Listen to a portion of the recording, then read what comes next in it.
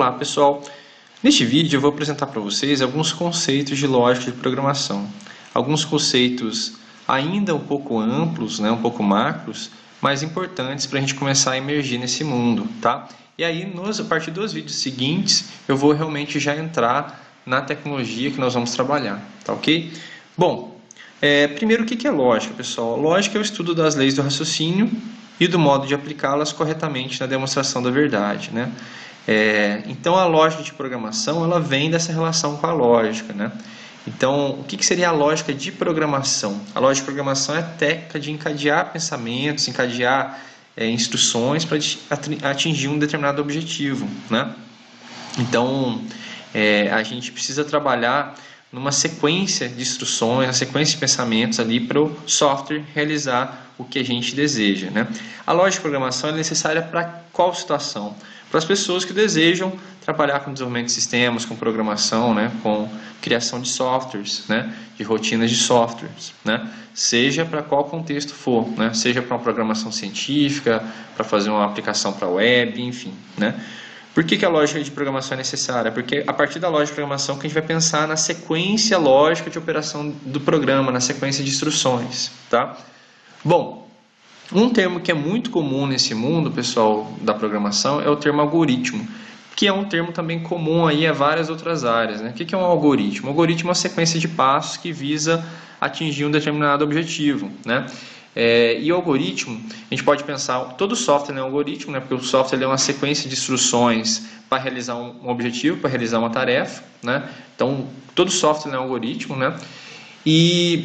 Mas também tem várias outras coisas no nosso dia a dia que são algoritmos, né? Por exemplo, se você vai fazer alguma receita, os passos lá para a receita, para você fazer um bolo, por exemplo, os passos lá são um algoritmo, né? Se você vai montar um móvel, você tem os passos para montar um móvel, aquilo é um algoritmo, né? Se você vai resolver lá o cubo mágico, você pode procurar um algoritmo de resolução do cubo mágico na internet, ver a sequência e implementar a sequência, né? Resolver o cubo mágico. Então, assim, o algoritmo é um termo bem geral, mas muito adequado para quando a gente fala de lógica de programação, porque a lógica de programação ela trabalha com o algoritmo, ela trabalha, né, pensando nessa sequência de instruções para a gente implementar o nosso software, para que o nosso software atinja a tarefa aí que nós desejamos, né? Então, há uma preocupação aqui que o algoritmo seja bem definido, bem objetivo, para que toda pessoa consiga ler aquele algoritmo, né, e implementar, entender o algoritmo, né? Então, o software, a gente tem uma preocupação do software ser bem objetivo, ser bem claro, né? Bom, cada linha de um algoritmo é uma instrução, né? E as instruções, então, elas são, né, se a gente pegar o conjunto de instrução, elas são as regras ou normas, né, para realizar uma tarefa. Então, o conjunto de instruções, né, o algoritmo é composto de um conjunto de instruções, né? Na computação, a instrução ela é o que indica o computador uma ação elementar, uma ação básica a ser executada. Então, para tudo que a gente faz no computador, nós temos uma instrução, né? Nós temos uma instrução que fala lá para o computador realizar uma ação elementar. Às vezes, uma atividade que a gente faz no computador, usando software, às vezes tem várias instruções ali, né? Porque são ações elementares, ações básicas, para dar o resultado daquilo que a gente está construindo, né? Então, os softwares são construídos a partir dessas instruções, né?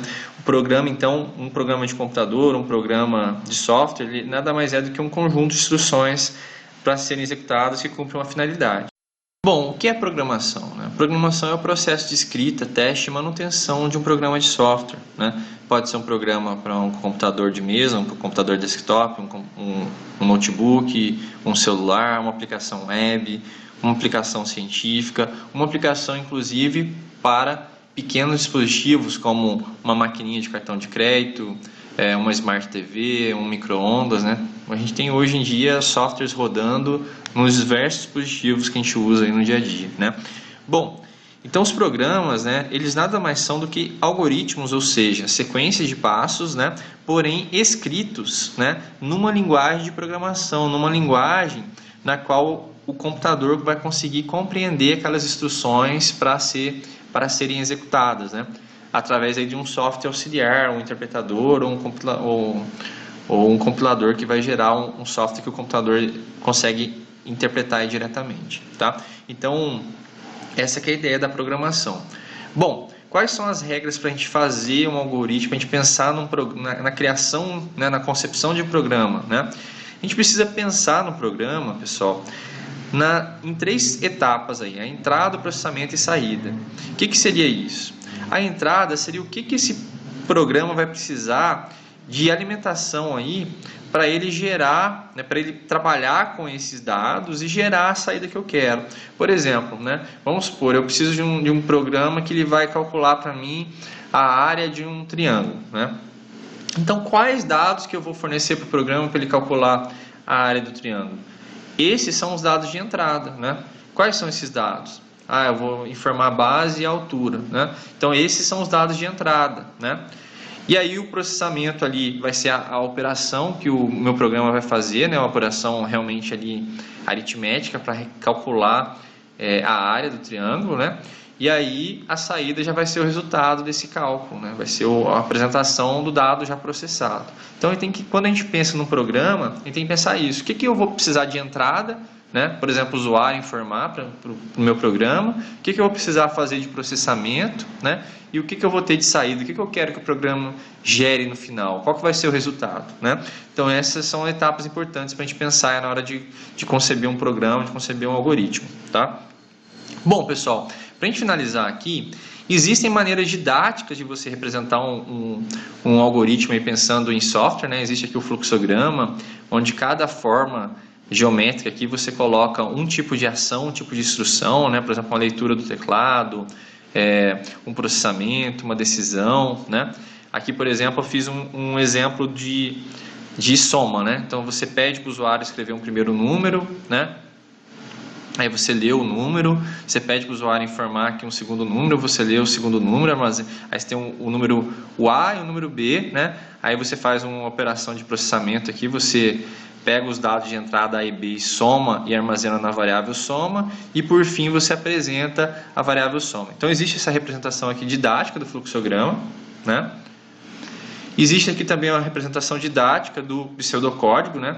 Aqui eu crio as variáveis A, B, soma, né, inteiros, peço para o usuário digitar, eu vou ler o primeiro valor que o usuário digitou e vou armazenar em A, peço para o usuário digitar o segundo valor, vou ler e armazenar em B, né? Faço aqui a soma dos 2 valores que o usuário informou, armazeno na variável soma e apresento, né? Esse aqui é o pseudocódigo, é outra forma didática. Porém, nós vamos trabalhar diretamente na tecnologia, na linguagem Python, tá? Que eu também deixei aqui um exemplo. Por quê, pessoal? A linguagem Python já é bem didática, né? Então aqui eu já tenho o mesmo processo que eu mostrei aqui usando essas formas didáticas. Aqui eu tenho a versão dele no fluxograma, aqui a versão no pseudocódigo, né, que são formas didáticas, né, que não são linguagens reais, né? Aqui eu tenho um programa numa linguagem real, no Python. Então é uma linguagem bem didática, então a gente vai trabalhar diretamente na linguagem, tá? Então aqui eu faço aqui a leitura do meu primeiro valor, tá? Faço a leitura do segundo valor. Aí eu somo os 2 valores que o usuário informou, então aqui é a parte do processamento, armazeno na variável soma e por fim eu apresento a soma que foi calculada, tá? Bom, mas não se atente ainda os detalhes aqui dessas instruções que eu mostrei para vocês, que eu vou trabalhar isso com bem mais calma aí agora no decorrer das aulas, tá? O que eu quis aqui é realmente dar um primeiro contato, falar para vocês de alguns conceitos e já mostrar para vocês já o que é a cara aqui de um primeiro algoritmo, né, já desenvolvido aqui no Python. Tá ok, pessoal? Então até mais, aguardo vocês nos próximos vídeos.